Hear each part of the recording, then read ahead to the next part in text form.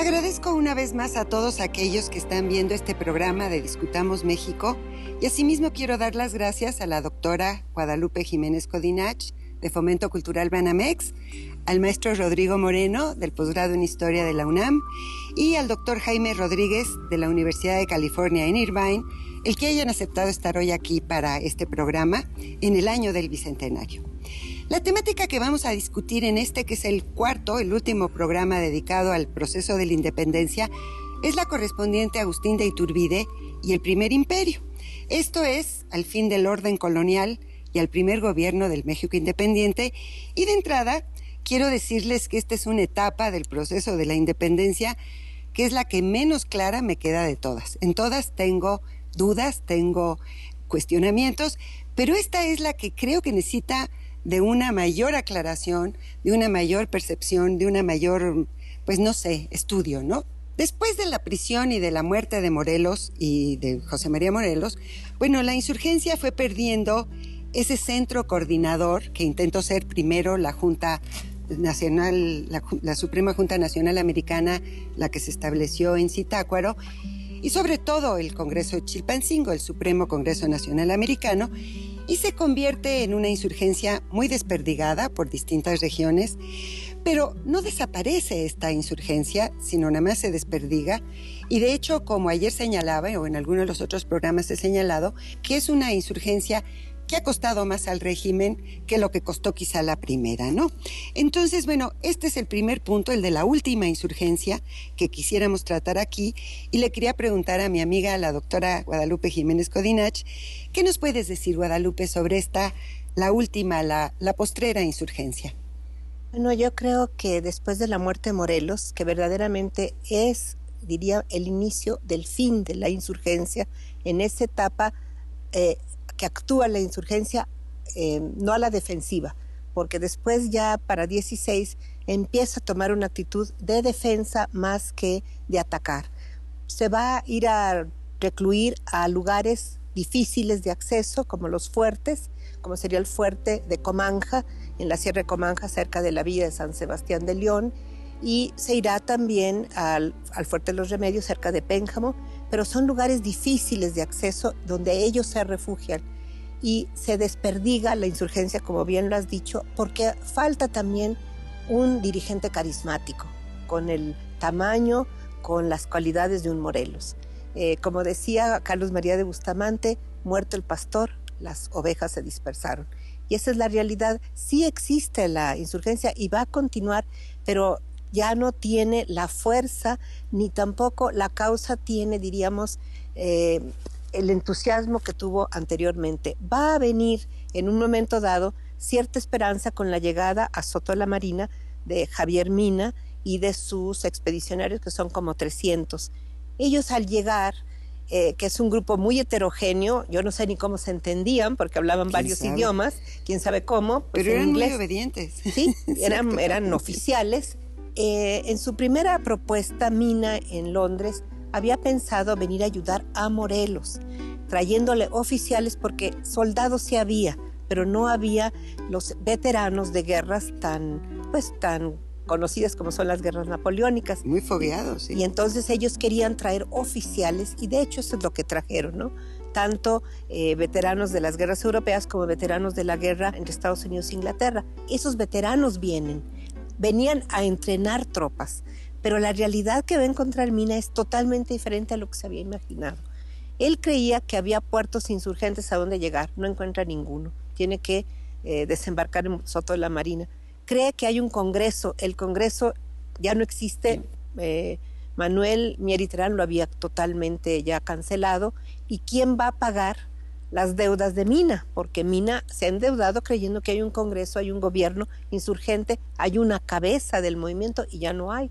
También él cree que viene a un pueblo que ama la Constitución y que tiene intereses republicanos, y tampoco existe eso en la Nueva España, donde la Constitución de Cádiz era más conocida, pero la de Apatzingán realmente circuló muy poco y no fue tan conocida y menos defendida, ¿verdad? Entonces, en realidad, él llega y la Nueva España a que viene no es la que él creía, Y es muy interesante ver cómo hasta prácticamente cerca de Zacatecas no encuentra un solo grupo insurgente.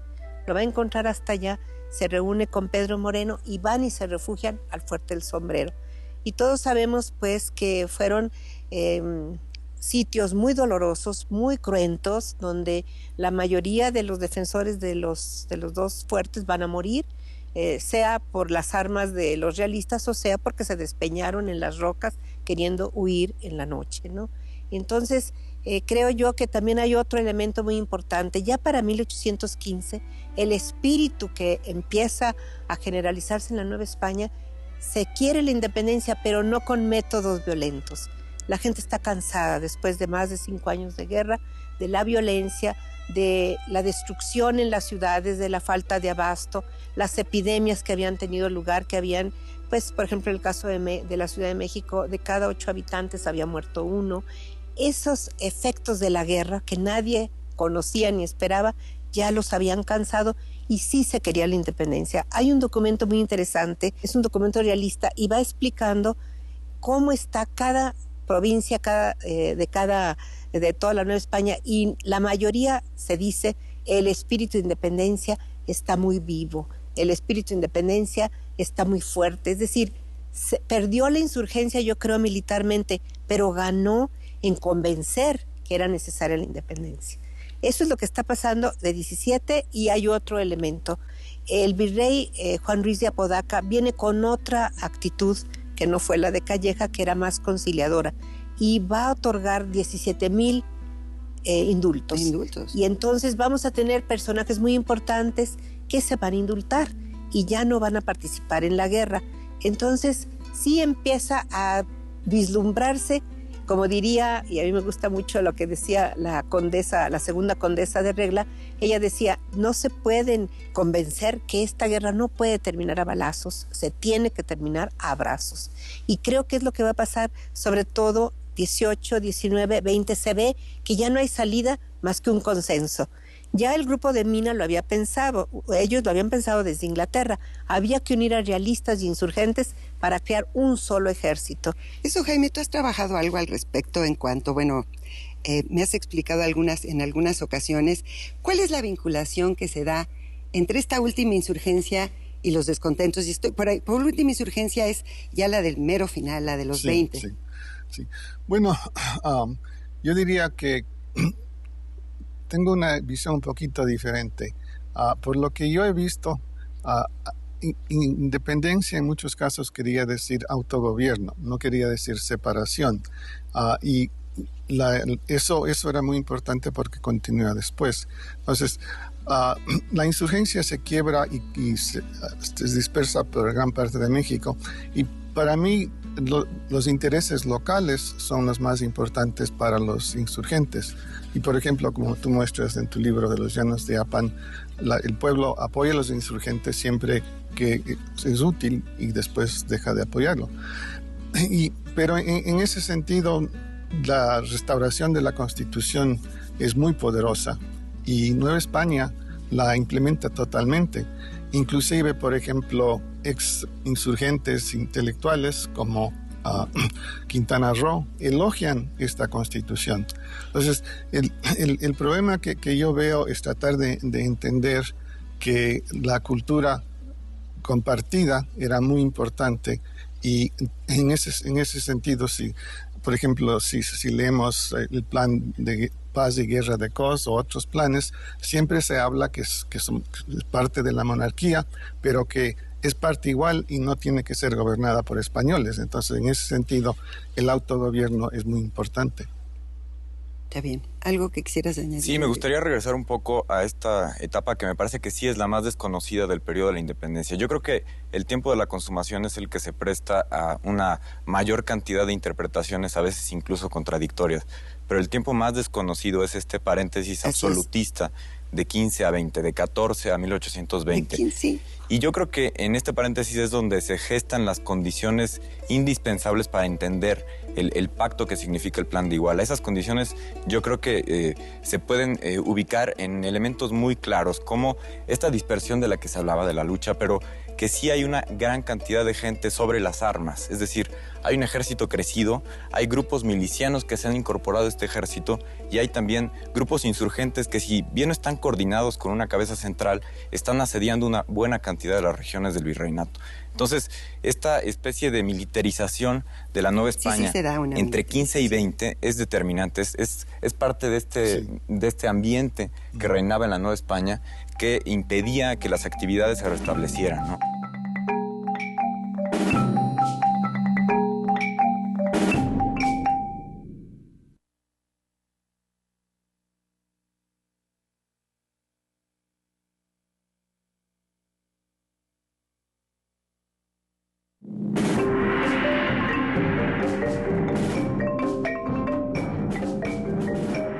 Hay un ejército crecido, hay grupos milicianos que se han incorporado a este ejército y hay también grupos insurgentes que, si bien no están coordinados con una cabeza central, están asediando una buena cantidad de las regiones del virreinato. Entonces, esta especie de militarización de la Nueva España entre 15 y 20 es determinante, es parte de este ambiente que reinaba en la Nueva España, que impedía que las actividades se restablecieran, ¿no? Para no ir más lejos, el camino más importante del virreinato, el que unía Veracruz y México, estaba prácticamente militarizado, porque los comerciantes no podían transitar por ahí, porque había una serie de bandas de delincuentes que podían o no decirse insurgentes, pero lo cierto es que estaban rompiendo con una cotidianidad. Entonces, me parece que tenemos que tomar en cuenta esta cotidianidad de la guerra, ¿no? Esta ruptura de la sensación de paz, ¿no? Entonces, 15 a 20 pone las condiciones de una manera tan difícil que efectivamente se tiene que encontrar una salida que pase por la independencia, pero sobre todo ofrezca soluciones para restablecer condiciones de paz y de seguridad, ¿no? De concordia en el virreinato. Y yo creo que va variando por regiones también, ¿o no? Claro. Sí, las percepciones, las necesidades. Hay zonas en que la insurgencia empieza muy temprano y acaba muy temprano. Muy temprano. ¿No? Está tan atomizada que tendríamos que verlo de manera regional y esto hace más difícil. Los grandes movimientos, como quiera que sea, se pueden seguir más fácilmente, ¿no? Bueno, como todos sabemos, el restablecimiento del sistema constitucional que tuvo lugar en España en 1820 incide de manera, pues, por demás directa en todo el proceso novohispano, en todos los acontecimientos novohispanos. Entre otras cosas porque da lugar a que otra vez vuelvan los diputados a Cortes, como fueron en 10 y luego más tarde, que vayan los diputados a Cortes y hagan una serie de propuestas ante las Cortes españolas, algunas de ellas ya vinculadas con una mayor independencia dentro de la propia monarquía. Creo que esto es muy interesante. Entonces, doctor Rodríguez, tú que has trabajado tanto esta temática, bueno, cuéntanos algo de este restablecimiento y de estas propuestas que presentan los diputados, porque luego se nos olvida lo que ocurre del otro lado del Atlántico. Claro. Y habría que tomarlo en cuenta. Bueno, hay que entender que el regreso de Fernando VII no quiso decir absolutismo total. Al principio él estaba dispuesto a aceptar propuestas de sus ministros para mejorar relaciones con América, pero cuando pasaba el tiempo ya los más reaccionarios tenían influencia y él era un rey vulgar, es decir, se llevaba con gente baja y un grupo intentó asesinarle en un burdel. Entonces el pueblo sentía que la monarquía estaba decayendo en España y había esa actitud negativa al rey, porque acuérdense que desde 8 hasta que regresa en 14 todo se hizo, inclusive la insurgencia se hizo a nombre del rey y entonces debía ser un gran rey, pero no fue. Y ya avanzando los años, él oía a los consejeros que dicen: tienes que conquistar América y prepara ejércitos. Y lo que sucede en España es que el movimiento que se levanta, el movimiento militar, no tiene éxito. Pero después las ciudades restablecen los recintos constitucionales y las diputaciones provinciales y salen de las cárceles y conventos donde estaban los liberales, entre ellos Miguel Ramos y Arizpe, y vienen a su posición importante de ser políticos avanzados de esa situación. Entonces el rey dice que va a obedecer la Constitución, etcétera, pero todo el mundo sabía que el rey no lo iba a hacer. Entonces la situación en la monarquía española era que en la península había este conflicto, pero habían ganado los liberales por el momento. Entonces el primer gabinete de ministros se llamaban los presidiarios, porque todos salieron de las cárceles. Y lo que es importante conocer es que había relaciones con Nueva España. Por ejemplo, Michelena, que era de Valladolid, tenía una importante conexión de ahí, y ahí se están intercambiando ideas. Entonces, yo sostengo que hay este grupo que les llama autonomistas porque quieren autogobierno, pero no quieren rechazar al rey. Entonces, se puede ver que hay dos líneas. Una línea es, como hicieron antes, ganar las elecciones, y hubo elecciones por todas partes. Así es, todo el territorio. Todo el territorio se eligieron más de 1,000 ayuntamientos y 40 y pico diputados a las Cortes, y de ahí surge lo que yo llamo el plan Michelena, porque él fue el que le propuso, después Alamán le corrigió, pero el proyecto es un proyecto muy interesante porque propone la creación de 3 reinos, con la Constitución de Cádiz, con el rey o príncipes, y es casi lo mismo que el plan de Iguala. Y eso es porque estaban conversando. Y cuando llega O'Donoghue, que es un personaje importantísimo... Pero te adelantaste mucho. Sí, ¿no? Cuando llega él firma con Iturbide, porque, como dice después Iturbide, es como si él me ayudó a escribir el plan. Pero eran estas ideas que venían de los dos lados. O'Donoghue era un gran liberal, fue ministro de guerra durante la guerra contra los franceses. Pero ¿por qué no esperamos hablar de O'Donoghue ahorita? Primero vamos al movimiento Trigarante, si no te importa. Claro, con todo gusto. Porque sí quiero que toquemos O'Donoghue, que me parece una figura que también hemos olvidado mucho. Pero antes de O'Donoghue, de la llegada de O'Donoghue, creo que tenemos que tratar un poco del movimiento Trigarante. Le hemos atribuido todo a Iturbide quizá, pero hay mucha gente atrás. Lo que sí es maravilloso del movimiento Trigarante, hasta donde yo entiendo, es el apoyo que logra de gran mayoría de los novohispanos, incluyendo a los insurgentes, y esto es lo que lleva finalmente, de alguna manera, la coyuntura final a alcanzar la independencia. Entonces le quisiera preguntar a Rodrigo, que se ha ocupado en los últimos tiempos de todas estas cuestiones, que si nos habla un poco del movimiento Trigarante, para luego terminar con la consumación, ¿sí? Que además va muy relacionado con el panorama que nos acaba de dibujar el doctor Rodríguez, porque si no, no se puede entender un movimiento como el de Iguala en 21. Es decir, es una Nueva España enormemente convulsa en el sentido político por el restablecimiento constitucional, es decir, elecciones en todos los niveles, para cortes, para diputaciones provinciales, para ayuntamientos, pero sobre todo me gustaría destacar la vivacidad del debate público en los papeles, ¿no? En los folletos, en la prensa periódica. Eso es cierto. El sentimiento que se destaca en estos papeles es de una aceptación de la Constitución. Esto me parece ineludible para entender el plan de Iguala, porque surge una especie de consenso de que cualquier propuesta tiene que partir de la aceptación de la Constitución. Entonces, el plan de Iguala en 21 no puede rechazar un sistema constitucional. Luego le vendrá a agregar otras cosas, pero por principio de cuentas acepta la Constitución de Cádiz. Bueno, ¿qué es el movimiento Trigarante? En sentido estricto es este pronunciamiento militar de una parte del ejército que es enviada al sur para combatir la última insurgencia, esta de Guerrero, ¿no? Sin embargo, bien sabemos que es mucho más que un pronunciamiento militar. En realidad es una campaña política, y esto la historiografía lo ha tratado desde el primer momento. Es una casi campaña diplomática, pero no hay que perder el detalle de que también es un pronunciamiento militar. Es decir, sí hay levantamientos, sí hay sangre, sí hay sitios, sí hay batallas, pero sobre todo sí queda muy claro que los pactos se cierran en sentido político y que la gran ventaja de este plan de Iguala es que sabe hablarle a cada quien, con las palabras que cada quien quiere escuchar. Entonces, a los insurgentes que se mantienen en armas les ofrece la independencia del reino, pero también sabe ofrecer a los militares y a los religiosos descontentos que se ven atacados por los decretos radicales de las Cortes, sabe ofrecerles el respeto de sus fueros, por ejemplo.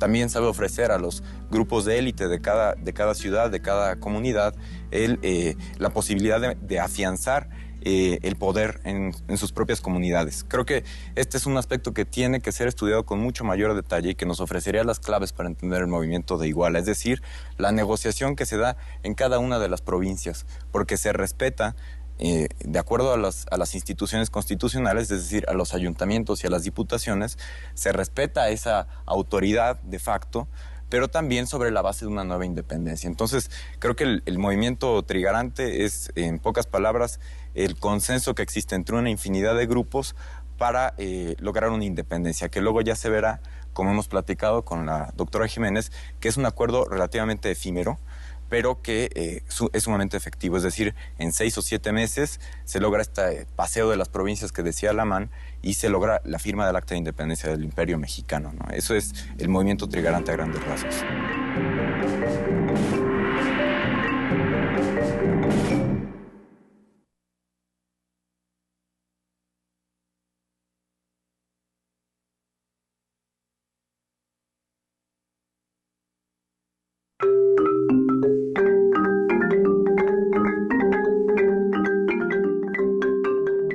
Guadalupe, ¿cómo verías tú esta vinculación, ¿no? Bueno, el papel de los insurgentes en este movimiento trigarante?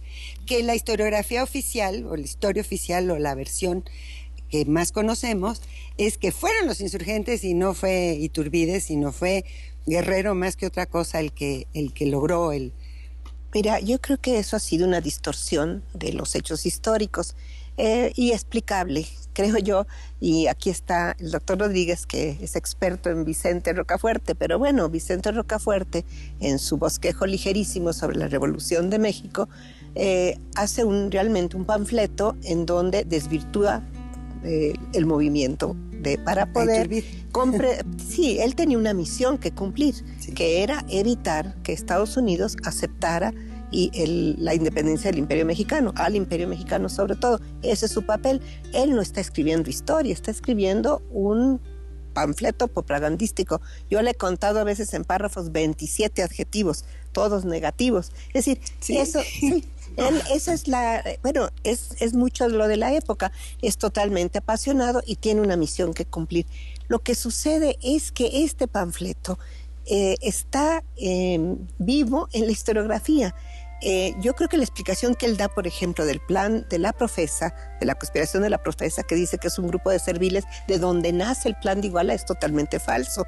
Iturbide va a negarlo. No sé si se acuerdan en sus memorias que él dice que ese grupo de serviles que se unieron a la Profesa no tiene nada que ver con el plan de Iguala. Quien lea el plan se dará cuenta. Yo creo que el plan de Iguala tiene más raíces, mucho más atrás. Claro que no se llama ni siquiera plan de Iguala, se llama Plan de Independencia de la América Septentrional. Lo conocemos con Iguala porque se proclamó en Iguala. El Congreso de Chilpancingo no se llamaba Congreso de Chilpancingo. Sí, les decimos así. Ni la Junta de Zitácuaro. Exactamente, tienen su nombre. Y el nombre, los 5 ejemplares del plan de Iguala, las 5 copias que se hacían normalmente de todo documento importante, así se llama. Y cuando uno ve que va siguiendo mucho las diferentes propuestas de los diferentes movimientos de independencia que hay, porque no hay uno solo, yo no les llamo de autonomía ni autonomistas, porque nunca he encontrado la palabra en todos los documentos que he leído. La autonomía sí existe como palabra desde los griegos, pero ellos no la usaron. Ellos usan más el término emancipación, liberación, que tiene más que ver con lo que escribían, sobre todo muy basado en términos bíblicos a veces. Usan autogobierno. Independencia también, abiertamente. Independencia sí lo usan. Y claro que la usan porque el primer documento que existe en el mundo como declaración de independencia es la de 1776. Unos meses después fue impresa en la propia Madrid, el documento de la Declaración de Independencia de los Estados Unidos. Claro que lo conocen, pero bueno, yo creo que la palabra independencia y el contenido de ese término va variando. Todas las palabras tienen su historia también. Así es. Y entonces la independencia va a ser explicada también a nivel regional de una manera diferente. Hay varios escritores que están ya viendo que es eminente y que no hay manera de que no venga la independencia de la América Española. Y están proponiendo cómo separarla. Y yo ahí veo, por ejemplo, la influencia del abate de Prat, este arzobispo de Malinas, que escribió más de 75 obras, de las cuales 15 son precisamente sobre la separación que él llamaba de las colonias. Yo no uso el término, él sí lo usa, porque como europeo y nunca vino a América, lo usa. Él desde 1795 está proponiendo que deben de separarse porque ya son como hijas que han crecido y ya tienen todas las características para poder separarse. Y tiene esa frase que después el Plan de Iguala va a usar, cuando ya la rama es igual al tronco, ¿no? Cuando ya el fruto ya está igual que el de donde va, de la planta. Hay mucho la idea de que ya llegó la edad de las colonias a separarse. Y eso no es nada más él, es toda una discusión y un debate en la propia Europa y aquí. Es lo que decía Jaime, que hay un sustrato. Hay un sustrato intelectual, política de que están pensando. Pero disculpe, pero hay que darse cuenta que eso empieza en 9, especialmente Zacatecas, pero también Querétaro y otros insisten. Somos una parte integral e igual de la monarquía española. Pero tienes toda la razón, nunca usaron el término autonomía, pero yo lo uso porque se puede explicar en una forma, ¿no? Pero el argumento también hay que entender que hay un pacto entre el pueblo de América y el rey, y no entre el pueblo de América y España. Exacto. Lo que yo he oído es que gente dice España como si fuera algo unido, y que los españoles, pero no se dan cuenta que 80 y pico % de los españoles eran campesinos. Claro. Entonces estamos hablando de los dirigentes de eso. Y que España también se está construyendo como nación. Como nación moderna, y que bueno, en ese proceso pierde a sus colonias. Se moderniza muchísimo, pero pierde a sus colonias.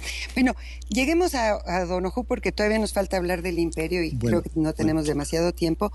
Jaime, te pediría que hablaras algo de O'Donoghue, porque creo que es un personaje que duró muy poco, apareció en escena muy poco, pero creo que nos podrías decir brevemente la importancia del personaje. Bueno, como decía, fue un militar distinguido. Wellington dijo que era el mejor general español, y era un personaje muy liberal que llegó a tener amistades con los americanos, muy especialmente con Ramos Arizpe. Él fue uno de los que participaron en uno de los complotes, creo que era el gran plan masónico, para tomar control de la monarquía. La Inquisición le arrestó, le torturaron, le quemaron sus dedos, nunca dijo quiénes eran los otros. Y cuando regresa a la Constitución es nombrado jefe político y capitán general de Andalucía. Ramos Arizpe y Michelena y otros proponen que se cambien las autoridades en América, y Ramos Arizpe está negociando por 6 meses con O'Donoghue para que él acepte el cargo del nuevo capitán general. Entonces él viene ya creyendo que las cosas habían cambiado, y Ramos Arizpe tiene en su carta a su hermano, dice qué gloriosa es España, que ahora está haciendo esas cosas maravillosas, etcétera, etcétera.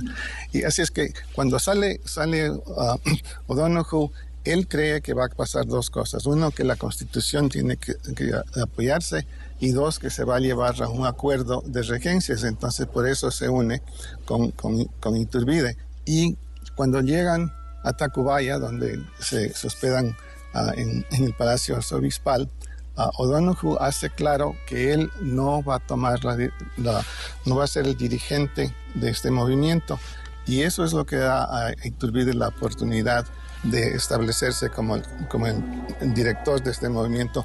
Pero hay otras gentes que se oponen, y este es el grupo que llaman borbonistas. Yo le llamo autonomistas porque querían autogobierno. Ellos dicen como las Cortes de Cádiz eran soberanas, el rey era solo el sirviente de la nación, entonces esa es como querían ver a la persona que llegara. Y de ahí surge el conflicto entre la idea militar de mandar y la idea legislativa de que el Congreso es poderoso. Entonces, eso continúa inclusive después de que Iturbide se va, hay el conflicto entre las cortes y las provincias, y las cortes dicen, no, tenemos la soberanía, y las provincias dicen, no, nosotros tenemos soberanía. Entonces, ahí hay esta discusión, pero todo lo que discuten y lo que yo he visto en los documentos es que están siguiendo la cultura política hispánica, y en muchos casos, y termino aquí, hasta 23, cuando las provincias están cambiando a estados, dicen en sus documentos, esto se puede hacer, seguir las reglas de la Constitución de España siempre que no nos afecten de una forma negativa. Así es que el peso de la cultura compartida me parece que es muy importante. Y termino, ya aquí sí termino. Sí, porque ya te me fuiste a 23 y todavía no hemos pasado el imperio de Iturbide.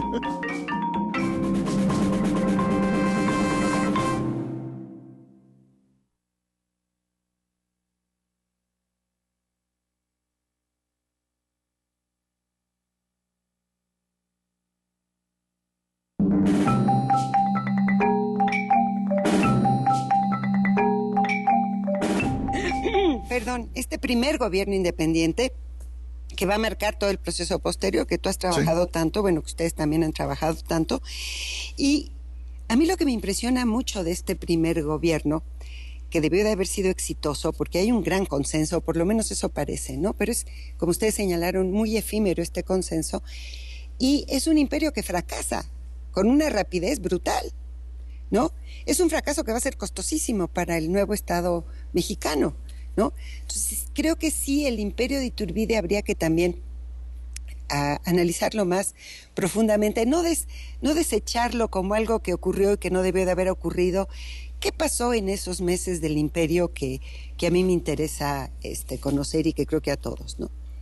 Bueno, Rodrigo. Sale muy a las claras que el pacto era efímero y que el único punto de consenso era la independencia, no la forma de gobierno.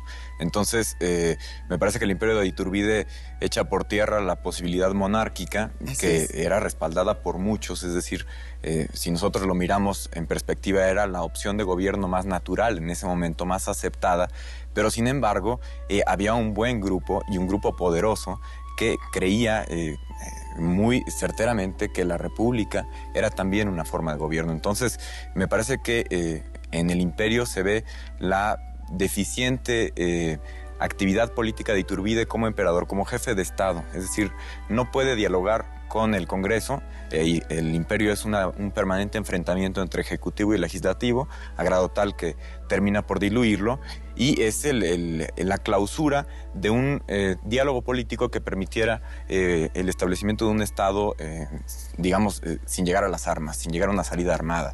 El punto clave, son dos puntos claves que me parece que terminan de marcar el fracaso del imperio de Iturbide. Uno es, muy sencillo, es el estado de quiebra de la hacienda. Así es. O sea, no hay dinero ni para pagar eso Jaime lo ha señalado al numerosísimo siempre. Ejército, es decir, es un estado quebrado y eso pues no son condiciones para fundar un estado independiente. Y el otro pasa por las provincias. No en balde, el movimiento que termina con Iturbide, es decir, el plan de Casamata, es un movimiento provincialista, ¿no? Porque le trata de regresar la soberanía a las provincias, y era algo que el imperio estaba tratando de acallar, ¿no? Entonces creo que son los dos puntos que dejan muy en cuenta que Iturbide no podía ser emperador. Sí. ¿No? Pues creo que hay que ver la evolución, porque eso es muy importante en ver los cambios que suceden, porque primero se establece la Junta Soberana, que se autodenomina soberana y que está actuando como la legislatura. Y en otro lado hay la regencia. Que es como el ejecutivo. Que es el ejecutivo, exactamente. Entonces hay un conflicto entre ellos desde el principio. El primer congreso, que se llamaba las Cortes, trató de crear el Estado y se enfrentó con Iturbide, y al fin Iturbide cogió preso como 20 y pico diputados, entre los más liberales. El Congreso. Eso, sí. Después se establece otra junta que no tiene éxito. Pero desde las provincias que tienen esta visión de que la legislatura debe ser poderosa, hay una actitud negativa de este Congreso, porque dicen este Congreso no se eligió como se hacía bajo la Constitución de Cádiz primero y se eligió solamente para ser una monarquía. Por eso insisten en que se haga un nuevo Congreso y el plan de Casamata insiste en eso. Entonces, de ahí, yo diría, por 21, 22, especialmente 22 con las elecciones, ya empieza a formarse un fuerte movimiento o fuertes movimientos separados en las provincias. Yo creo que hay algo que todavía no hemos llegado a resolver, que es el problema entre quién tiene la soberanía realmente, porque el Congreso va a decir en 22 que la soberanía la tiene él y que tiene los 3 poderes. Y la Constitución de Cádiz hablaba de que el poder ejecutivo, en este caso sería o el rey o el emperador o quien fuera, quien tuviera el poder ejecutivo iba, por ejemplo, a elegir a los magistrados de los tribunales de supremos o la Suprema Corte, diríamos. El Congreso va a decir, no, nosotros tenemos los 3 poderes. El pleito entre un Congreso fuerte o un Ejecutivo fuerte todavía no lo acabamos de resolver en este país. Seguimos enfrentándonos continuamente y nuestras constituciones, las sucesivas constituciones lo han mostrado. A veces le damos más fuerza al Congreso, a veces le hemos querido dar más al Ejecutivo. Yo creo que ese dilema no se resolvió en 21 ni en 23, pero también hay otra cosa más. Yo creo que hay que añadir, además de la miseria del erario, y que como decía la frase aquella, cuando los sueldos se pagan, las revoluciones se apagan, este imperio efímero, pues fue efímero, pero habría que preguntarse qué gobierno en esos años duró. El único que duró fue Guadalupe Victoria, y duró porque hubo los préstamos ingleses. No hay ningún otro periodo, que eran de 4 años, ni siquiera eran más, que alcanzaran a terminarse. Hay periodos de meses, hay periodos de 1 año.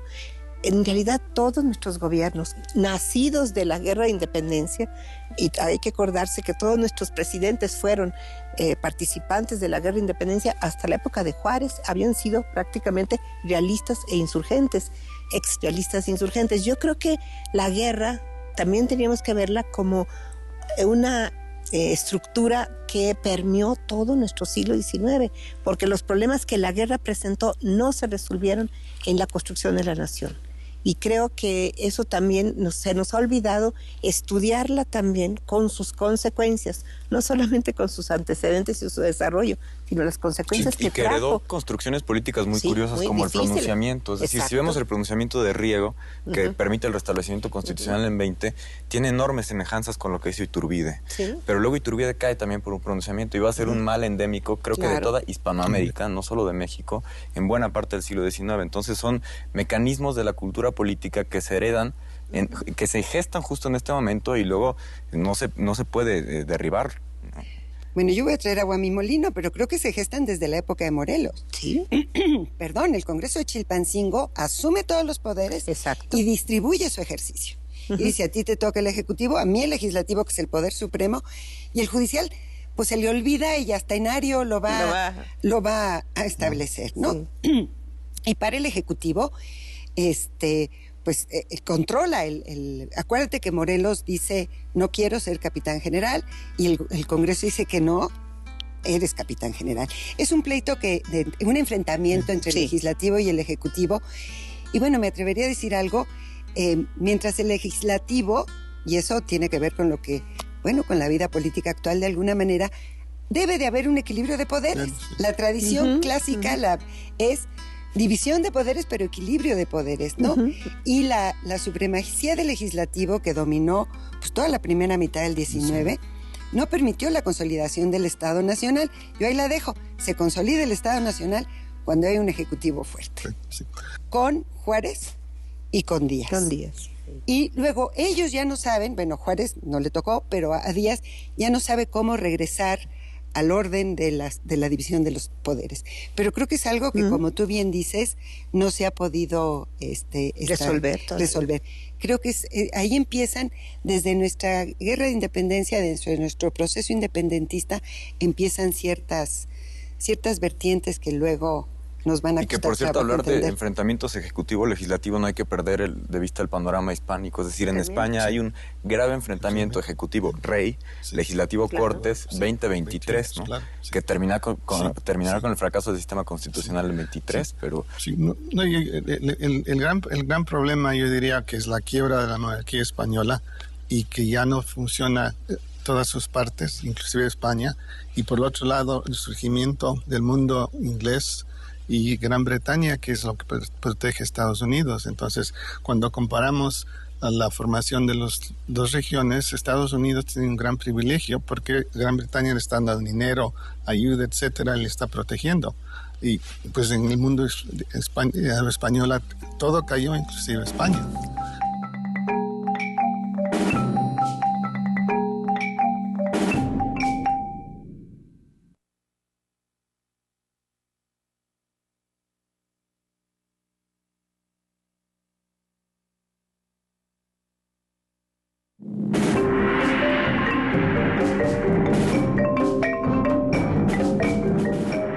Pero antes, si regresamos a esto de la independencia, lo más interesante para mí es lo que sucede entre los dos congresos, las Cortes Constitucionales y las provincias, y después, ya cuando Iturbide abdica, entonces hay un debate en Congreso. ¿Cómo organizamos el Poder Ejecutivo? Y algunos querían que hubo una larga discusión, inclusive el nombre. Entonces se hace el triunvirato de 3 personas, sí, cada una circulando. Bueno, después hay un conflicto entre las provincias y este Congreso. Entonces se elige un nuevo Congreso. Ni las provincias ni el nuevo Congreso quiere cambiar el Ejecutivo porque era un sirviente de la legislatura, entonces se quedan los mismos señores todos estos tiempos. Y en ese sentido, a mí me parece que nosotros los historiadores hemos dado demasiado crédito a los caudillos, a los generales, porque atrás habían todos estos civiles que estaban manipulando las cosas. Y en ese sentido, pues creo que si estudiamos no solamente el gobierno nacional, sino los gobiernos estatales, se va a ver que hay unos políticos que continúan por todo ese tiempo. No, sí. Y bueno, yo no sé, pero en las legislaturas te encuentras a uno que representa a Guanajuato en un momento dado, a lo mejor en un Congreso Federal, y luego en un central representa al Estado de México. O sea, hay allí un grupo que sigue actuando todo el tiempo, ¿no? Pero bueno, algo que siempre me ha quedado, y ya para terminar, de cómo Iturbide no percibió, él no era de la élite central, digamos, ¿no? Él era de una provincia importante, pero era una provincia. ¿Cómo no percibe la fuerza que tienen ya este regionalismo novohispano, ¿no? En una primera etapa, y que más tarde se va a reflejar en el regionalismo de la primera etapa del México independiente. Eso es algo que me gustaría en algún momento aclarar. Bueno, creo que ya para cerrar un poco para empezar a cerrar, hay algo que me interesa mucho, y esto pues ustedes lo tienen muy a la punta de la mano, que es cómo ha sido abordada esta temática por la historiografía, y bueno, sugerencias en cuanto a por dónde deberíamos de empezar a trabajar, ¿no? Pues comenzamos diciendo que es el periodo que se presta a interpretaciones más contradictorias, ¿no? Y es cierto, es decir, existe la tesis de ver a la consumación como una contrarrevolución, como una reacción conservadora, como una alianza de élites, ¿no? Una gran componenda se le ha llegado a decir. También la tesis en gran parte sostenida por el doctor Rodríguez de el triunfo radicalizado del autonomismo, ¿no? En función de otras circunstancias. Incluso hay gente que dice que se trata de una gesta personal, ¿no? Que es el triunfo de Iturbide y poco más. También quien ve más las circunstancias españolas e hispánicas, ¿no? Y en consecuencia lo que sucede en Nueva España. Es decir, creo que da para mucho, y creo que todas las interpretaciones aportan una cuota de comprensión al proceso, porque en verdad es un proceso muy contradictorio. Pero me parece que gran parte de la riqueza de este proceso se encuentra en lo que se está estudiando en este momento y está por estudiarse, que son las regiones, que son redes civiles y políticas que están detrás de las grandes figuras, que ya están bien estudiadas o un poco mejor conocidas, y que nos van a dejar percibir cómo se interpretó en su momento la oferta del Plan de Iguala en cada una de las provincias. Entonces creo que este es uno de los aspectos más importantes por el cual se puede entender el movimiento trigarante, ¿no? El de las provincias. Está bien. Yo quisiera nada más añadir que tenemos también el peso de toda una época en que estos años de 20 a 23 se satanizaron. Yo me acuerdo haber estado en la universidad cuando el presidente Echeverría proclamó un decreto nombrando el único consumador de independencia a Vicente Guerrero. Y llegaba a tal grado ese absurdo que uno de mis profesores nos platicó que a él le pagaron dinero para que hiciera el discurso que se iba a hacer en Iguala en 1971, precisamente a los 150 años del Plan de Iguala, para que se hablara solamente de Guerrero en Iguala, se prohibiera hablar de Iturbide y sobre el Plan de Iguala. Es decir, se llegó a excesos, como decir que el Plan de Iguala lo había creado Guerrero, se llegó a decir que la bandera la había creado la esposa de Guerrero, es decir, unas barbaridades. Yo le pregunté años después al expresidente Echeverría cómo se le ocurrió decir tamaña barbaridad. Dije, la historia, señor, no se hace por decreto. Usted salió con eso y nos reímos mucho en las aulas de la universidad, diciendo qué locura, ¿verdad? Dice, mira, eso se hace por política. Sí, eso que se hizo y que sí existió en muchos años en nuestro país, de tener una historia impuesta y satanizada, había buenos y había malos, había villanos, había héroes. Yo me acuerdo cuando quise hacer la primera tesis de licenciatura sobre el periodo de 1821, me alertaron que no pasaría el examen. Ningún profesor me iba a pasar porque estaba yo tratando el año 21. Yo les dije que me valía y lo que hice es tratar, y mi primera tesis fue pues, México en 1821, ¿verdad? Pero había ese ambiente que a lo mejor hoy ya no lo recordamos. Pero bueno, ha habido siempre México es un país donde la historia oficial tiene un gran peso. Sí. Y es interesantísimo el estudio de esta historia oficial, o sea, la historia gubernamental, para que no me regañen algunos de mis colegas que dicen que no existe la historia oficial, la historia desde el punto de vista del gobierno. Sí. Y yo sí legitimo para un régimen que sea legítimo y legal el que utilice la historia, porque todos lo hacen, ¿no? Todos utilizan la historia para explicarse, ¿no? Por eso tenemos tan espléndidos historiadores en la primera mitad del 19, porque todos participaron en la construcción del México nacional y quisieron hacer su explicación. Pero yo creo que siempre ha habido un espacio en la academia que ha sido muy libre y que, por desgracia, y por eso me gustan este tipo de actividades, que para nosotros son un poco fuera de lo que hacemos, pero de tratar de dar a conocer lo que se está trabajando en otros lados, porque creo que ese es el problema que tiene la academia, que no comunicamos al público en general todo lo que estamos trabajando. Pero sí, el peso de la historia oficial no lo podemos negar, Guadalupe. Sí, es que mira, por ejemplo, aquí estamos 3 investigadores, hemos publicado libros sobre esta época, varios, pero yo sí creo que eso no llega al aula de primaria. Estoy cansada de hacer trabajos para niños en donde me doy cuenta que ni siquiera los maestros están al día de lo que se está investigando, y es comprensible. Otro problema también muy serio es que por mucho tiempo nuestros libros no están basados en investigación en documentos. Hay mucho de refritos de la bibliografía, continuos, no digo de los académicos, sí a nivel, diríamos, de lo que se maneja en la primaria sobre todo. Y creo yo que eso sí ha afectado la falta de comprensión de este periodo. A cada rato yo me encuentro esta frase, el autoproclamado emperador. Cualquiera que analice las actas del primer Congreso Constituyente ve que ahí no hay una autoproclamación, pues tenemos la representación que pide precisamente Valentín Gómez Farías con 46 diputados pidiendo que sea emperador. Están los 61 militares que piden lo mismo. Y hay una serie de peticiones que están en las discusiones de las actas. Claro que no se autoproclama. Tenemos todas estas distorsiones y las seguimos repitiendo.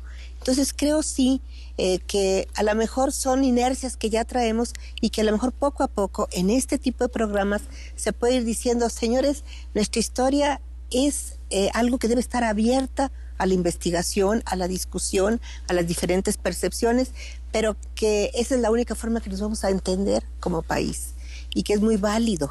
que tengamos diferentes opiniones, pero que estén sustentadas. Gracias, Guadalupe. Jaime, algo muy, muy breve porque creo que ya se nos acabó el tiempo. Yo diría que lo que ustedes describen pasa en todos los países, inclusive en Estados Unidos, donde yo vivo.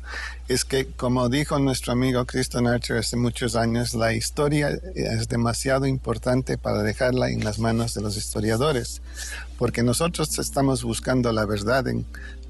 Sabemos que no podemos legar completamente, pero es lo que buscamos. Pero los gobiernos, los maestros, los políticos quieren formar una historia que les ayude, ¿no? Y termino con el caso más, yo diría, más famoso. El primer presidente de Estados Unidos, George Washington, era parte de un grupo de deístas que creían que Dios empezó el universo y ya se fue. Es decir, el universo está funcionando, ya no se puede rezar porque Dios no nos oye, ¿no? Pero los que no les gustaba eso, hicieron un monumento de Washington hincado rezando, y Washington se hubiera muerto si hubiera visto eso, ¿no? Pero se tiene que cambiar porque el padre de la patria no puede ser una persona que no reza. Está bien. Bueno, creo que ya se nos acabó el tiempo. Y me queda nada más darles de nuevo las gracias a todos ustedes por sus interesantes intervenciones y por haberse tomado la molestia de venir hasta acá. Y también darles las gracias a quienes están viendo este programa. Hasta luego.